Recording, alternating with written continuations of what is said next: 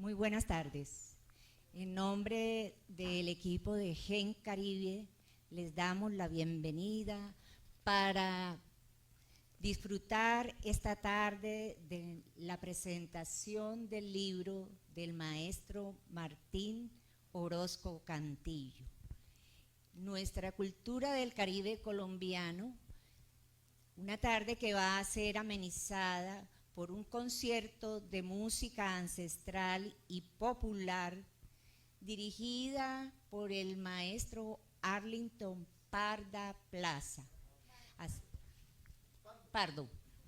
Arlington Pardo Plaza. Sean ustedes bienvenidos.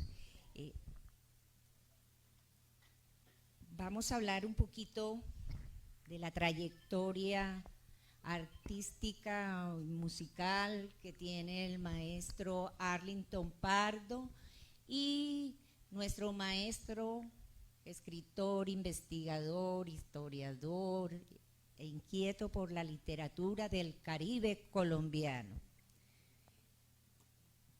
Martín Orozco Cantillo ha sido profesor en la Universidad del Atlántico y la Autónoma del Caribe, investigador cultural, licenciado en Ciencias Sociales de la Universidad del Atlántico, magíster en Educación, Filosofía Latinoamericana de la Universidad de Santo Tomás, miembro fundador del Instituto de Filosofía Julio E. Blanco de la Universidad del Atlántico. Hizo parte del comité editorial de la revista Cultura Caribe, colaborador de la revista dominical de El Heraldo de Barranquilla, Colombia, y ha sido conferencista en distintas entidades culturales y educativas de la costa caribe colombiana. Además, ha obtenido becas y asistido al primer Congreso Iberoamericano de Filosofía en Madrid, Cáceres. Hace parte del repertorio internacional de especialistas en la africanía, Cátedra UNESCO, Premio Nacional de Ensayo Carnaval de Barranquilla con Familiar del Atlántico. Ha participado en las conferencias Herencia Cultural entre España y Colombia en Cáceres, España, y participado en la conferencia Danzas Tradicionales del Carnaval de Barranquilla en Cáceres, España. Ha presentado diferentes trabajos que han sido publicados como Elementos de Filosofía, Leyendas, Narraciones y Cuentos del Caribe colombiano, Carnaval, Mito y Tradición, Danza del Torito, Ritual de Tradición y Magia, Horizontes Culturales del Caribe colombiano, diversos artículos sobre filosofía, carnaval y cultura popular en El Heraldo de Barranquilla, Colombia. Y tenemos al maestro Arlington Pardo Plaza, quien es de San Pelayo.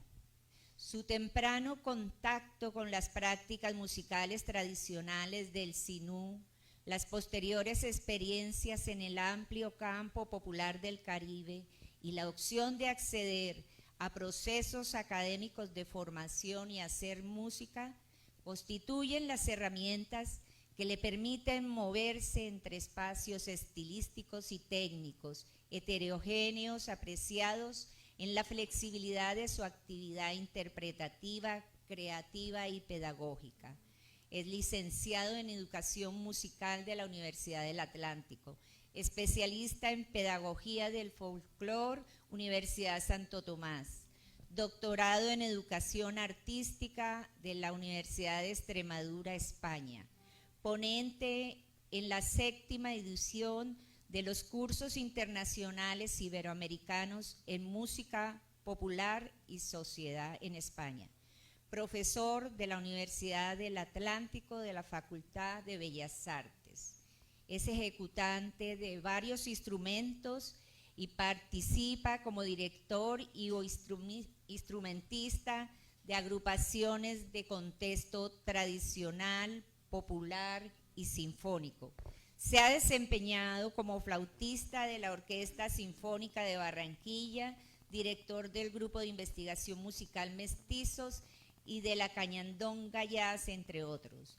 Director y arreglista de la Banda Folclórica Distrital de Barranquilla y del San Antero, Córdoba. Dirección de coros y conformación de orquestas sinfónicas en Venezuela. Asesor y tallerista de programas de música tradicional y del Programa Nacional de Bandas que adelanta el Ministerio de Cultura, entre ellos el Festival Nacional del Porro en varias ocasiones. Orienta su actividad profesional a la investigación y producción sobre músicas tradicionales del Caribe colombiano con un enfoque pedagógico. El maestro Arlington Pardo ha recorrido varios países de Europa como Francia, España, Bélgica, Portugal y de Asia, Japón, como expositor de la cultura colombiana. Muchísimas gracias, maestro. Bueno, lo primero que hay que decir es que damos gracias a la divinidad por permitir este encuentro. Darle gracias a la doctora Elena con su empresa Gen Caribe por su decidido apoyo para que esto se realizara. Igualmente al profesor Dante, que ha hecho la publicidad en su línea de la pantalla, como digo yo, ¿no? Profesora Arlington Pardo, que nos acompaña esta tarde, ha sido mi alumno en Bellas Artes y ahora es mi hijo, mi compadre, mi hermano, ¿no? Y él es mi maestro ahora, ¿no? Entonces,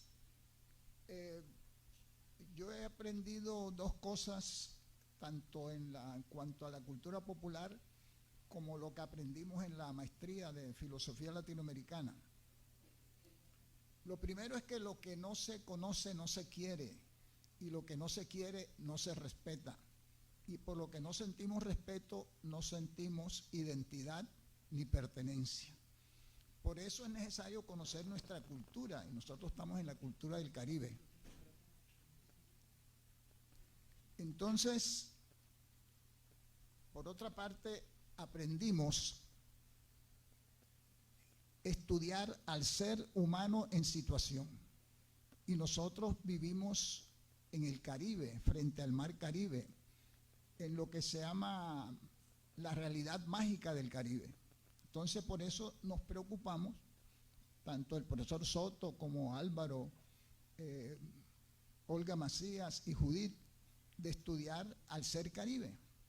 Y ese ha sido nuestra producción a través de las charlas, los conciertos con Arlington, los libros. Este texto que hoy conocen ustedes es una síntesis de este texto que se llama Horizontes Culturales del Caribe Colombiano. La primera edición y presentación fue en el 2002 en Bellas Artes. Allí también hubo un concierto, ¿no? Y luego el 18 de julio del 2014 se presentó en Conbarranquilla este texto que lo publicó La Iguana Ciega. El primero lo publicó la librería Vida, ¿no? Entonces, yo me propuse hacer un resumen como especie de una cartilla para estudiantes de primaria y de los primeros años de secundaria, porque este texto abarca más elementos y, por supuesto, es un lenguaje de más altura para estudios superiores, universitarios, ¿no? Actualmente tenemos un texto en la Universidad de Antioquia que es posible que lo publiquen, que se llama Símbolos e Imaginarios Culturales, Colombia, Universo Caribe. Ese texto lo escribimos durante 3 años. El prólogo lo hizo un escritor famoso, Julio Olaciregui, y la Universidad de Antioquia se ha interesado por publicarlo, ¿no? Entonces estamos a la espera porque es un texto que sería la síntesis de nuestro trabajo cultural en el Caribe. Por otra parte, en nuestra investigación hemos seguido dos principios. Uno, el lenguaje es un medio de difusión de la cultura. Todo lo que uno hace cuando enseña es, a través del lenguaje, propiciar una cultura. Y además, la cultura se convierte en una fuente pedagógica. Es decir, el maestro de primaria, si quiere enseñar a leer, a escribir, a sumar, a restar, a multiplicar, puede tomar la música, el porro, la cumbia, los vallenatos, y eso es lo que sería una educación, una enseñanza con alegría, donde el niño se va a sentir alegre, ¿no?, entusiasmado, y no va a estar aburrido de que la clase es latosa, que no me gusta, que ojalá se acabe esta clase rápido. En cambio, cuando está contento, el tiempo psicológico se va corriendo, ¿no? Entonces, el profesor, el maestro, el docente puede utilizar nuestra cultura para enseñar, lo que se llama la cultura como fuente pedagógica, ¿sí? Quiero decirles que este texto de los horizontes culturales del Caribe, muchos de los elementos que aparecen allí fueron recogidos en la calle, ¿no? Y les pongo varios ejemplos. Yo, como tengo por costumbre ir los viernes o sábados a comprar pescado allá, pasando 20 de julio, cuando estaba el mercado del pescado, pasando 20 de julio, hay un puente por debajo, pasa el caño, ¿no? Entonces yo observé, porque es que la investigación se fundamenta en tres elementos: lo que observo, lo que pregunto y lo que leo. Eso universalmente son los tres elementos para hacer un trabajo. Y eso es lo que nosotros hemos llevado a cabo. La profesora Esther es testigo, sobre todo que ella no solamente lo lee, lo escribe, sino que lo ha hecho en la vida real con el Carnaval de Barranquilla. Ese fue otro elemento. Cuando nos dijeron que había que trabajar un elemento del Caribe, nosotros pensamos que era el carnaval. Fue nuestra tesis de maestría. En el caso mío, yo trabajé los elementos míticos del carnaval. El profesor Soto trabajó la tradición. Álvaro Orozco trabajó la ética. Olga García trabajó la estética. Y Judith trabajó la erótica. Fíjese todos los elementos que hay en el carnaval, que uno cree que es una parranda de borrachos que van ahí, ¿no? Y el carnaval es toda una cultura y que tiene sus ancestros en muchos años atrás. Entonces les decía que muchos elementos fueron recogidos en la calle. Yo observé que dos señores empujaban una carretilla llena de sacos de yuca y de plátano, con el esfuerzo que tienen que hacer en ese puente, ¿no? Y como decía la carretilla, Dios da sin agonía, ¿no? Todo lo contrario de lo que están haciendo. O sea, hay toda una filosofía allí que se llama una filosofía inculturada. O sea, que dentro del pueblo hay todo un valor, es un carácter axiológico, ¿sí? Y otra carretilla parece que se quejaba de la situación y decía, aquí luchando contra los reyes de la tierra, ¿no? O sea, ellos veían su situación frente a los otros. Y por Siete Bocas observé un señor con un carro de mula, pero bien decorado. Es decir, era como una especie de caja grande que llevaba en la parte de atrás, bien decorado, bien pintada. Vendía gelatina, o sea, las distribuía por las tiendas. Y como decía, la envidia los tiene locos, ¿no?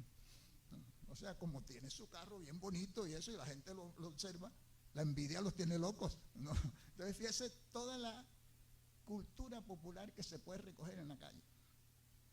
En las tiendas, creo que es la 47, que llaman la cordialidad, como la carrera 27. Una tienda decía el coge-coge, y enfrente otro para la competencia puso el gran coge-coge, ¿no? O sea, ¿cómo se expresa el Caribe? A través de un lenguaje. Y así podíamos seguir diciéndoles yo una serie de elementos que sirvieron para ese libro. ¿Por qué? Porque se trata de nuestra cultura popular. Y en esa cultura popular tenemos una industria popular, ¿no? Tenemos unas instituciones y tenemos unos valores. Cojamos un ejemplo. Una danza de carnaval tiene todos unos elementos de industria y es una institución y están unos valores allí insertos, el comportamiento, la alegría, en fin. Entonces fíjense cómo podemos analizar nosotros la cultura popular con esos tres elementos. El Caribe no es solamente la geografía de la Sierra Nevada, los valles del Magdalena y los otros ríos, el desierto de la Guajira, las sabanas de Sucre y Córdoba, en fin, los montes de María, sino que en el Caribe hay toda una identidad y una diversidad cultural. Y pareciera que hay un elemento que nos identifica, que es la música, ¿no? En el Caribe suena la música, con diversidad de ritmos y diversidad de organología. Arlington es un ejemplo de eso. Johnny Gallardo, que es músico, que toca el piano, en fin, la guitarra. Entonces, el Caribe, más que una geografía, es una poesía, ¿no? Es una sensibilidad, es la actitud, ¿no? El modo de pensar y de actuar de nosotros, ¿no? Es la brisa y el sol, es el color de cada día, es el pregón de las negras afrodescendientes, que ahora se le llaman palanquilleras, que no son palenqueras, son palanquilleras, porque viven en Barranquilla. Vinieron del Palenque o nacieron aquí de gente del Palenque, ¿no? La profesora Esther ha hecho un trabajo maravilloso sobre eso, sobre la cultura de los afrodescendientes en Barranquilla. En el texto hay toda una serie de elementos, ¿no? Por ejemplo, allí está la literatura oral. Esa literatura oral está constituida por versos, leyendas, cuentos, narraciones, refranes, dichos, expresiones, coplas, en fin, todo un conjunto de elementos, las décimas, por ejemplo, y sobre eso hay concursos, hay festivales, ¿no? Toda una literatura popular, ¿no? Entonces, eso fue lo que nos inquietó a nosotros, de recoger toda esa cultura popular que está en las calles, que está en los caminos, en las regiones, y sintetizarla. O sea, lo que hemos hecho es sistematizarla, porque eso está, ¿no? Uno habla con los señores de los pueblos y le cuentan historias maravillosas. Yo estuve en Tamalameque y me contaron la leyenda de La Llorona, ¿no? Y en Valledupar, la Sirena de Hurtado. Y en La Guajira, Francisco el Hombre, ¿no? Y así podemos seguir mencionando hechos que tenemos en cada región, ¿no? Por ejemplo, citemos algunos versos. El amor de las mujeres es como el del alacrán. Cuando ven a un hombre pobre, alzan el rabo y se van. Santa Rita tiene pelo, San Antonio está pelado. Lo pelaron las mujeres por andar de enamorado, ¿sí? Y así por el estilo encontramos cuentos, cantidad de cosas que nos hacen reír, porque lo importante de esto es que cuando uno asiste a una charla de esta, estemos alegres, estemos contentos y haya risa, porque la risa da vida, mientras que la rabia enferma. Así que a reírse, hay que reír, ¿no? Entonces, en el libro encontramos muchas cosas que nos hacen reír, ¿no? Que nos hacen reír. Diga. Y hablando de la cultura popular, de los comienzos del folclore, bien claro está la palabra folclore, Sí. pueblo saber, Sí. todas las manifestaciones, sí, me acerco un poquito más. Todas las manifestaciones culturales se dan en la clase FOL, el nivel FOL. Y vos estabas hablando recién de los escritos que veías en los carritos, ¿no? ¿De dónde nacen esas frases célebres, ¿no?, que van quedando y se van marcando una filosofía, una historia de vida, ¿no? Bueno, ya hablando de los cuentos tradicionales y todo, hay que destacar también a los hermanos Grimm. Todos los cuentos que tenemos ahora en la actualidad, Blancanieves, todo eso son la reseña de los hermanos Grimm, que fueron los precursores de destacar y de recopilar todas las culturas populares. O sea, toda lo que es cultura popular nace en el nivel folk, en las clases más bajas. Y después, con un proceso de transculturación, se van superando distintas clases sociales. Así que esa definición está bien clarita, ¿no? Y gracias Martín. Por otra parte, quiero indicarles que el trabajo se fundamenta en nuestros ancestros, en nuestros abuelos, el aborigen, el español y el africano. El cuarto abuelo llegaría más tarde, a finales del 19 y comienzos del 20.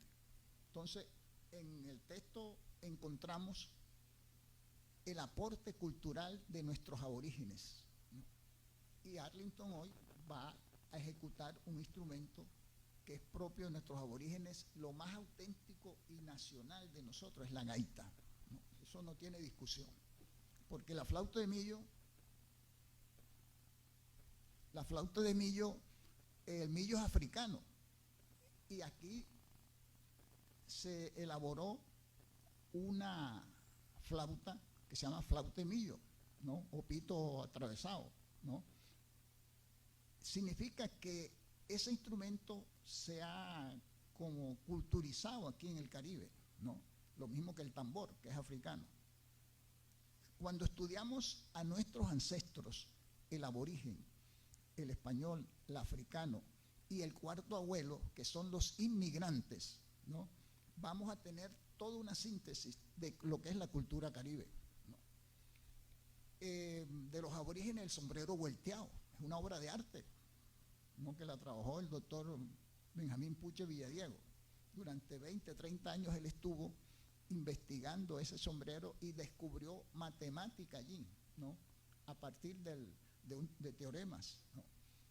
Luego, bueno, el aborigen está la maca, fundamental, ¿no? Otro elemento que hay en los aborígenes es que las palabras que tienen 3 o 4 vocales son aborígenes, ¿no? Ahí tenemos aracataca, mocaná, ¿no?, guanábana, ¿no?, maraca, ¿no?, y así por el estilo podemos seguir mencionando las palabras que son de origen aborígenes, ¿no? En cuanto a los inmigrantes, ustedes saben que en todo el Caribe hay de la nacionalidad palestinos, sirios, que son árabes, pero en Barranquilla o en el Caribe los llamaron turcos. ¿Por qué?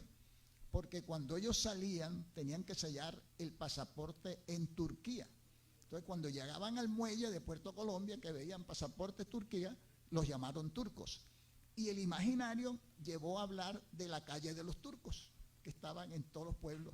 Inclusive Sánchez Julião habló de la lorica saudita, ¿no?, que muchos apellidos árabes. Y eso se mantiene y permanece, ¿no? Fíjense cómo se va construyendo la historia, ¿no?, a partir de los abuelos, de los ancestros, y a partir de lo que ellos han aportado, con el lenguaje, con la cultura, los bailes, las danzas, en fin. Y a partir de esa estructura de los inmigrantes que llegaron, se forma el lunfardo, porque aquí en Colombia también existe el lunfardo como en Argentina. Sí, son. En Argentina se formó el lunfardo por la gran llegada de inmigrantes y ese intercambio cultural de palabras que van formando palabras que se daban. Y aquí en Colombia también tenemos el lunfardo. Sí, Formado por esa cantidad de inmigrantes que hubo una coalición, una mezcla ahí de palabras y ahí se fueron formando nuevas palabras. sí. Un próximo trabajo también, que es también síntesis de ese libro, próximo a salir, no sé en cuánto tiempo, pero ya está listo para mandarlo a editar. se llama El habla y la sabiduría popular en el Caribe colombiano.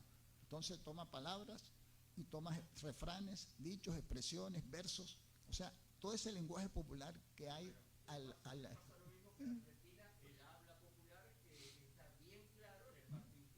Sí, sí, sí. Correcto. Sí.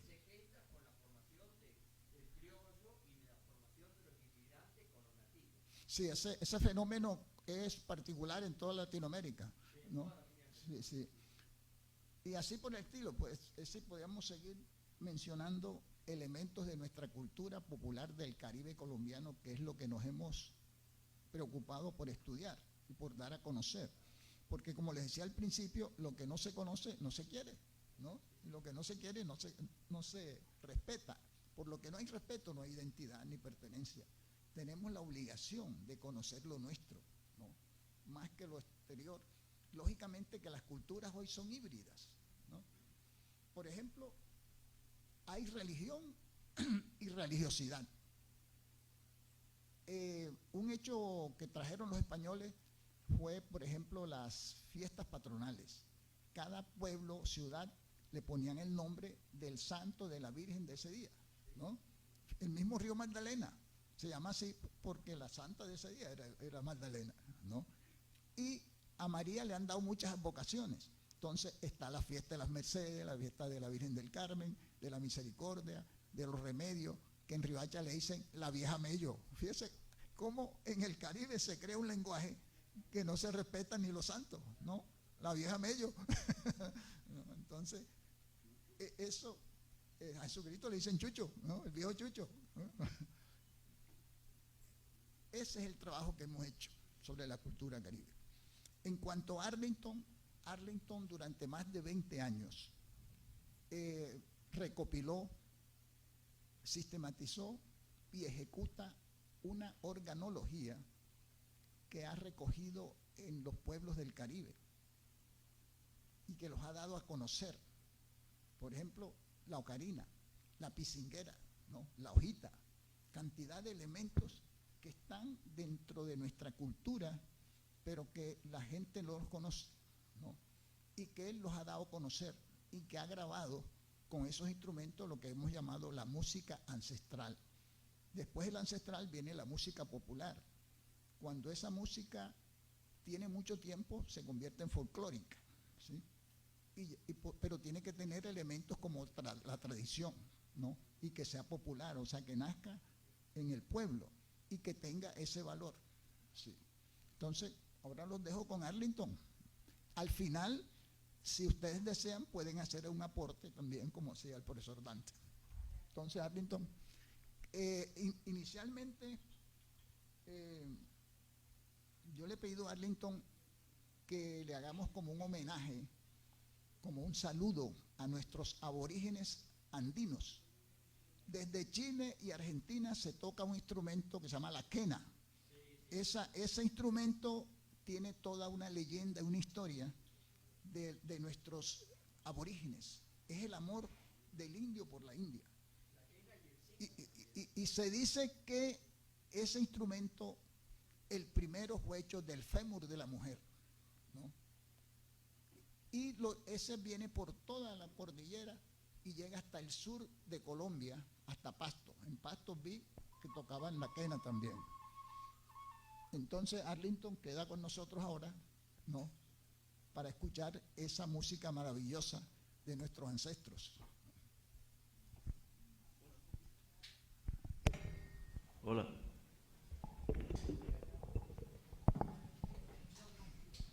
Bueno, ya que el profe me metió en esta vaca loca, vamos a crear un ambiente aquí. Vamos a crear un ambiente con algunos instrumentos que he recogido en recorridos que he hecho por ahí, por diferentes partes del territorio. Bueno, voy a empezar por este pequeño silbato. Se llama pisinguera.